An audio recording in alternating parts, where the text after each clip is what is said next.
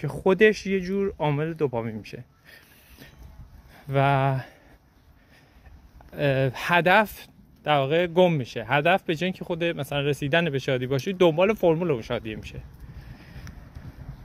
چرا اینو گفتم؟ خواستم بگم که مشکلات جای دیگه است. مشکل جای دیگه است. اینقدر که دور اطرافمون پر شده از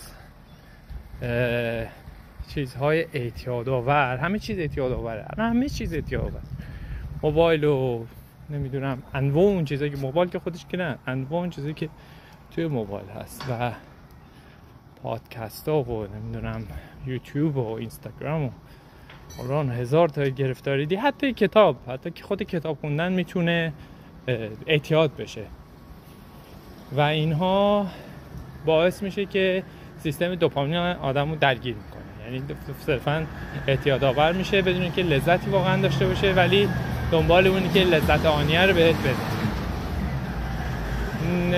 و فکر میکنم مسئله اصلی اون صبر و تحمل نداشتن ماست. یعنی اینی که مشکل ساز شده. مشکل کجاست؟ مشکل اینه که وقتی 2 نفر 4 نفر میشینن توی جمعی و هم داری حرف میزنی، یه 10 ثانیه سکوت میشه، سریع موبایل برمی‌داری ببینم یه تلگرامی، اینستاگرام، واتساپ چیزی نیومده، این ریلی نگاه کنم خبری نیست. 1-2 دقیقه نشستی، هیچ کاری نداری برای انجام دادن، یه دقیقه گوشی چک کنم. حالا این بحث گوشیشه.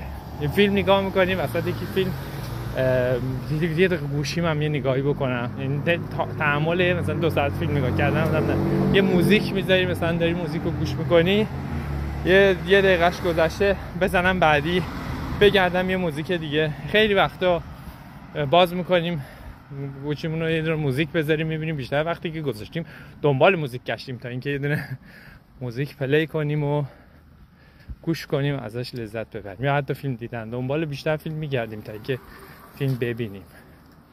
من فکر میکنم راه حل این مشکل مبارزه با بی صبری و بی حوصلگیه. یعنی بذاری موزیکو، حتی اگه تحمل نمی‌کنی به زور هم شده تحمل کنی و اونو گوش کنی تا اینکه اون ارتباط رو بتونیم برقرار کنیم. فکر میکنم حال بهتری خواهیم داشت اگه بتونیم این کارو بکنیم. بریم به مسیر ما ادامه بدیم.